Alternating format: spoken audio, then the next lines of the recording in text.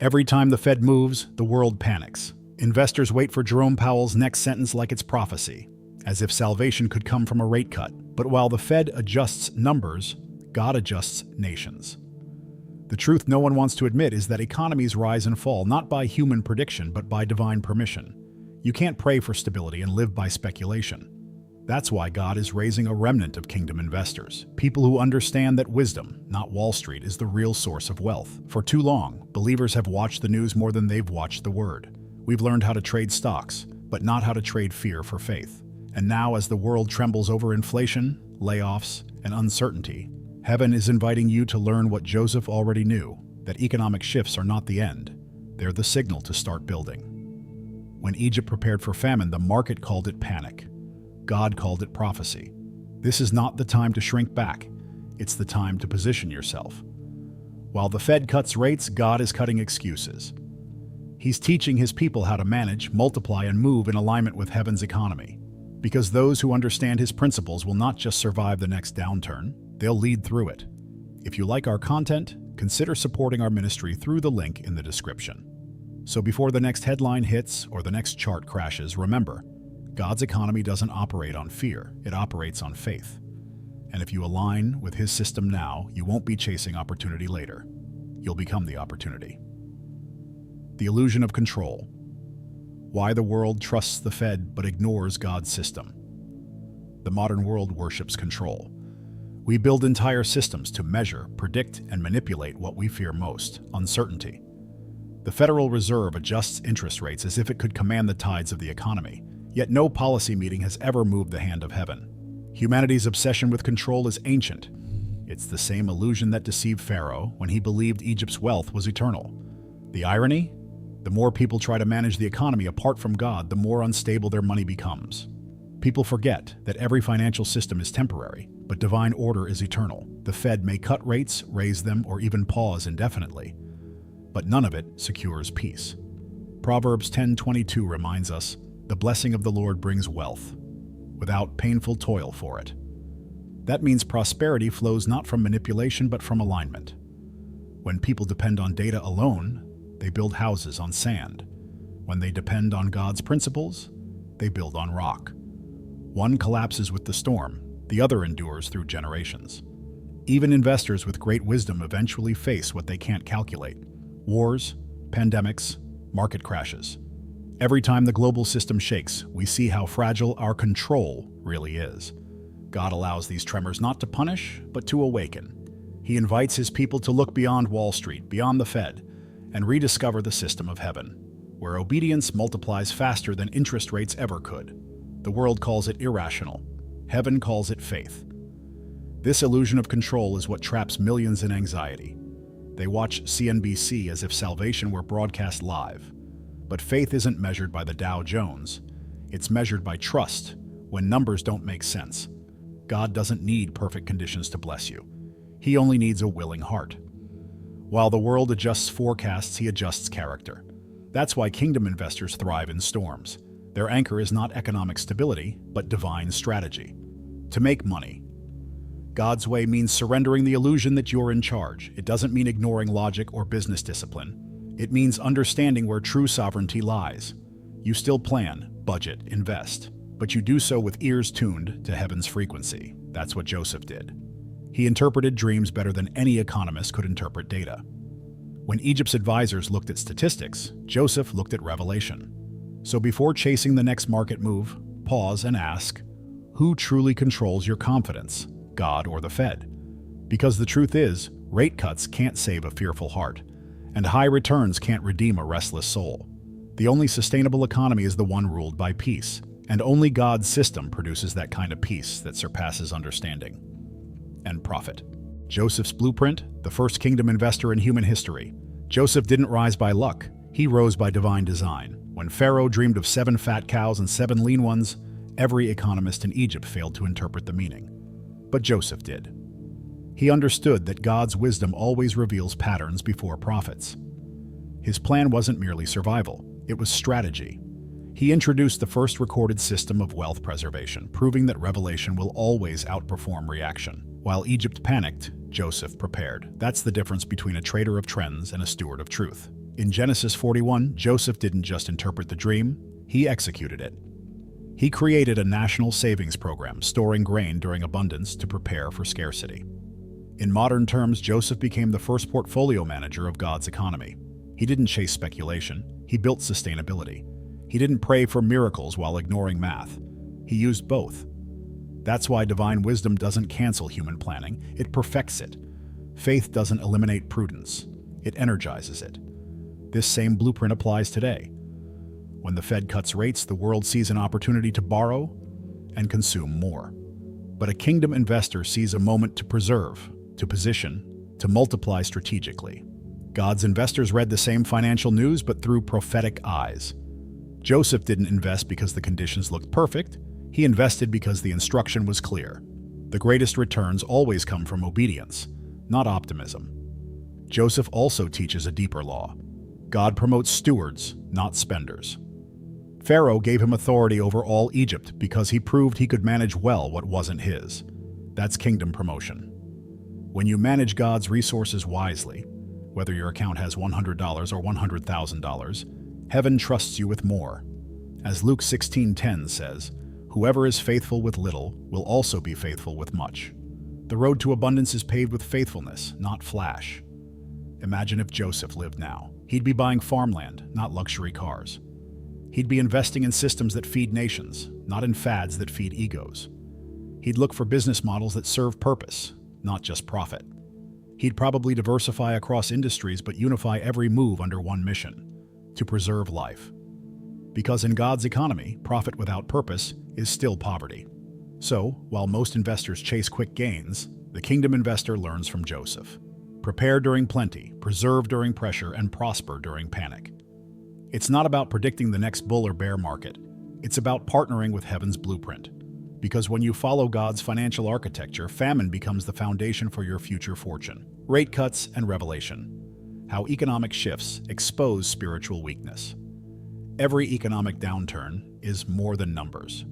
It's a mirror. When the Fed cuts rates, investors celebrate. But heaven observes, because money doesn't only test markets, it tests motives. Times of uncertainty reveal where our trust truly lies. Do we rejoice because borrowing got cheaper, or because God remains our provider? Every rate cut in the natural exposes a faith cut in the spiritual. When the economy tightens, character is stretched, and that's when God shows who's built on rock and who's built on returns. People say, the market is correcting, but often it's God correcting hearts. Inflation, layoffs, volatility.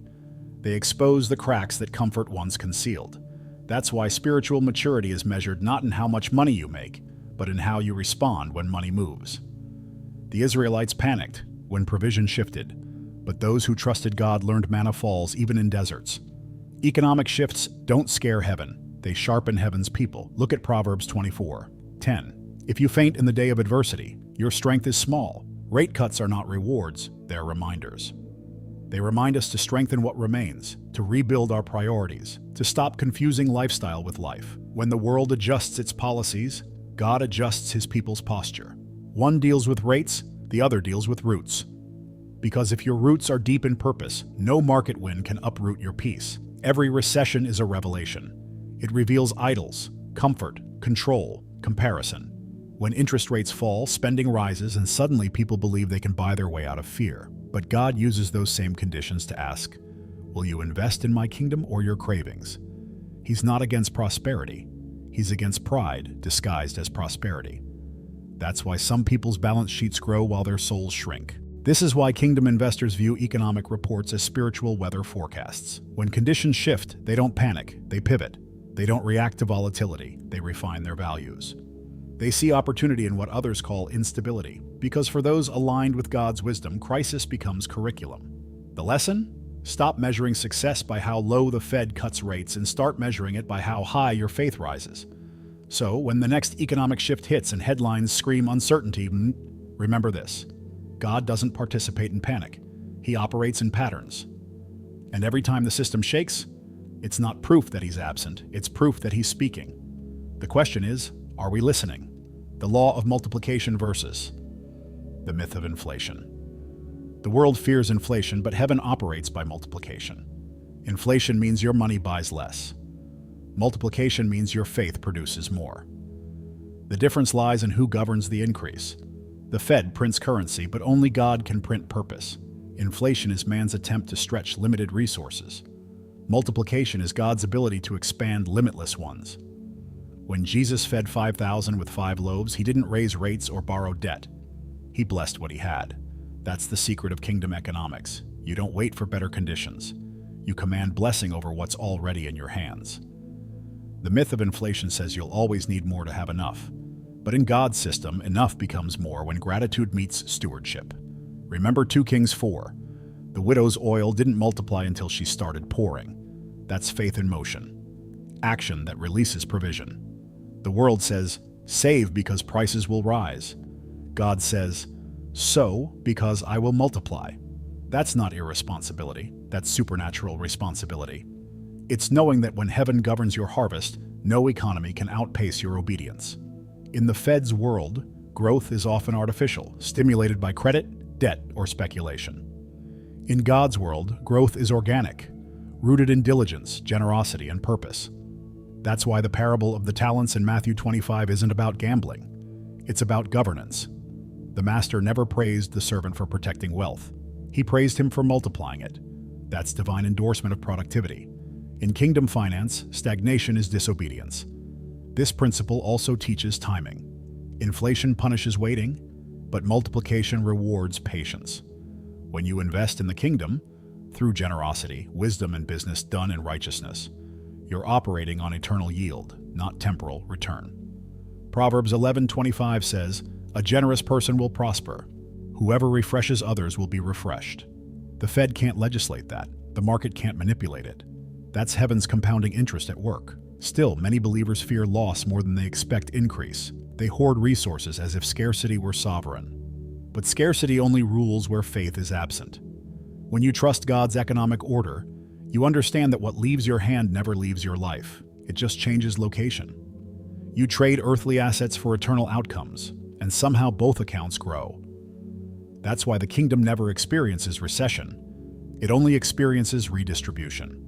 So while inflation erodes the world's confidence, multiplication builds the believer's legacy. One makes people anxious, the other makes them abundant. And if you ever doubt which system to trust, remember this. Pharaoh had gold, but Joseph had grain. When currencies collapsed, purpose fed nations.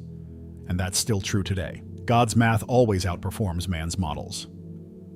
Kingdom cash flow. How God teaches you to make money without losing peace. True financial freedom isn't when you make more money. It's when money stops mastering you. The world teaches hustle. Heaven teaches harmony. The difference is peace. Many chase profits but lose rest. Believing anxiety is the price of success. Yet, Jesus said in John 14:27, "Peace I leave with you. My peace I give you." That means your peace isn't negotiable. It's spiritual capital. In God's system, if you lose peace while making profit, the transaction wasn't kingdom approved. The world calls it grind culture, but heaven calls it imbalance. Kingdom cash flow flows like rivers, not like floods. A flood destroys. A river sustains. God designed wealth to move through generosity, stewardship, and purpose. That's why Proverbs 11:24 says, "One person gives freely, yet gains even more. Another withholds unduly, but comes to poverty." Notice the paradox. Keeping too much stops the flow. You can't build spiritual wealth while blocking circulation. True prosperity is fluid. It blesses you, then moves through you to others. To make money God's way, you must understand your assignment. Some are called to create businesses, others to manage or multiply them. Whatever your lane, peace must be your compass. If the deal steals your peace, it's not your deal. Many believers mistake pressure for purpose. They confuse stress with stewardship. But God doesn't guide through chaos. He guides through clarity. That's how you discern between a good opportunity and a divine one. Also, kingdom investors know that discipline creates peace. Budgeting, tithing, saving.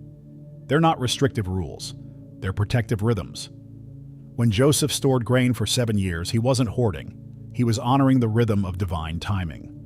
Likewise, when you automate generosity, schedule rest, and refuse impulsive spending, you're building a rhythm where peace can dwell. You don't lose sleep over your business because your business now serves your calling. In the world system, peace is postponed until the goal is achieved. In God's system, peace precedes progress. That's why kingdom entrepreneurs can smile in scarcity and remain calm in crisis. They know who funds their faith. God doesn't just bless your hands. He blesses your heartbeat. He aligns your profit with purpose so that abundance becomes natural, not forced. So if you ever feel overwhelmed chasing money, pause and ask, is my cash flowing with kingdom rhythm? Because the moment you lose peace to gain profit, you've traded the eternal for the temporary. The market can recover your losses, but only God can restore your rest. And in His economy, rest is always the first dividend of obedience. Building during the famine, the secret of kingdom entrepreneurs. Famine is God's filter for faith. When the world stops building, heaven looks for who keeps creating. Joseph didn't wait for abundance to act. He built systems during scarcity. Genesis 41 says that in the years of famine, there was bread in Egypt. Why? Because Joseph didn't panic. He planned with prophecy. Kingdom entrepreneurs understand that recessions don't destroy vision. They reveal who was prepared. While the Fed lowers rates to stimulate growth, God lowers distractions to reveal purpose. The famine is not the end. It's the test before the expansion. During the famine, everyone looks for shortcuts, but Joseph looked for strategy. He bought land, organized storage, and managed trade. He didn't see shortage. He saw stewardship. That's what separates kingdom builders from worldly speculators. When the market freezes, faith builders move. They invest in skills, relationships, and assets the world ignores. Because crisis doesn't cancel calling, it clarifies it. Every famine creates a shift of ownership for those who can see opportunity in drought. Entrepreneurs in the kingdom understand that obedience is the ultimate hedge fund. While others diversify portfolios, they diversify obedience. Some plant ideas, others plant generosity, others plant persistence, but all receive harvests. Ecclesiastes 11:6 says, "Sow your seed in the morning, and at evening let your hands not be idle, for you do not know which will succeed." In famine, you don't stop sowing, you sow smarter. You invest not just in what's profitable, but in what's prophetic. The famine also teaches resilience. God allows scarcity to refine your strategy. When liquidity dries up, creativity flows. When clients vanish, vision matures. That's how spiritual entrepreneurs are formed, not in ease, but in endurance. Joseph became the governor of Egypt because he didn't collapse when the economy did. He multiplied under pressure, and that's the blueprint for every believer in business. Multiply when others retreat. Think about it. If you only build when everyone's confident, you'll always be late. The secret is to build quietly while others are fearful. That's when assets are cheap, hearts are humble, and heaven is attentive. God funds boldness. In the kingdom, early obedience is early entry. And while the world waits for the Fed's next move, kingdom entrepreneurs move according to faith's forecast. So while everyone's hoarding, you're harvesting. While others fear the famine, you're forming foundations. And when abundance returns, the world will come knocking, just as Egypt came to Joseph. Because in every generation, God raises kingdom investors who know this secret. Famine is not your failure. It's your formation for dominion. God's economic reset. Preparing yourself for the next move. Every generation faces an economic reset, some orchestrated by governments, others allowed by God. While the world debates interest rates and digital currencies, heaven is preparing a shift far greater, a transfer of stewardship. Proverbs 13:22 says, "The wealth of the sinner is stored up for the righteous." That's not a slogan, it's a sequence. Before wealth transfers, systems tremble. Before the righteous rise, structures collapse. What looks like disruption is actually divine redistribution.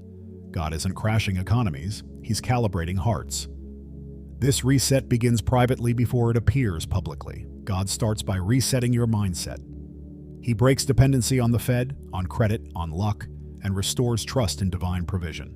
He teaches kingdom investors to manage with eternal perspective, not emotional reaction. That's why Matthew 6:33 is more relevant than any financial news feed. Seek first the kingdom of God and His righteousness, and all these things will be added to you. Notice the order: kingdom first, then cash flow. When you reverse it, you invite chaos. When you honor it, you attract clarity. Preparation for this reset requires positioning. It's not about predicting markets, it's about purifying motives. God is raising entrepreneurs who view business as ministry, not manipulation. People who build wealth to serve, not to show. People who understand that money is a servant, not a savior. And in this reset, influence will flow to integrity. Those who refuse to bow to fear will soon manage what fear left behind. You must also learn agility. When Joseph saw Egypt's shift, he didn't resist it, he restructured for it. Likewise, you can't enter the next move of God with old spending habits or outdated systems. Upgrade your stewardship, diversify your giving, digitize your discipline. The world calls it adaptation. The kingdom calls it alignment. When heaven moves, slow obedience is still disobedience. God's reset is not just economic, it's prophetic. He's restoring a generation that builds like Nehemiah, invests like Joseph, and gives like David. A people unafraid of numbers because they know their source. The Fed can adjust the rate of lending, but only God adjusts the rate of blessing. The question isn't whether the economy will change, it's whether you'll be ready when it does. So prepare your finances, but also prepare your faith. Because the next move won't just shift wealth, it'll reveal worship. And those who've learned to manage both money and mission will carry the influence the world thought was gone. The reset isn't coming to destroy you, it's coming to distinguish you. Everything you've heard today is more than financial advice. It's a prophetic invitation. God is shifting the rules of the marketplace, and only those who walk in wisdom will recognize it. Don't just read headlines, read his patterns. When others wait for the Fed, you wait for instruction. When others save out of fear, you prepare out of faith. Because in this next season, discernment will be more valuable than dollars, and stewardship will speak louder than strategy. Your assignment now is simple but sacred. Secure your foundation. Rebuild your disciplines. Make every dollar a declaration of trust. If you've been delaying generosity, start giving. If you've been drowning in debt, start managing. If you've been waiting for the right time, realize this: obedience is the right time. God is ready to multiply, but he multiplies movement, not hesitation. You've learned how Joseph prospered when Egypt panicked. Now it's your turn to do the same. The famine may not be of food this time, it may be of faith, integrity, and vision. So be the investor heaven can trust. Build, sow, and lead in a way that shows the world what divine wealth looks like when it's managed with peace and purpose. Write in the comments, "I'm ready for God to multiply what I manage," and watch how this powerful declaration begins to shift the course of your business and your finances from this day forward. If this message stirred something inside you, consider supporting our ministry through the link in the description. Subscribe to this channel and turn on notifications, because what's coming next will take your money, your business, and your purpose to a whole new level. God is preparing kingdom investors, and you're one of them.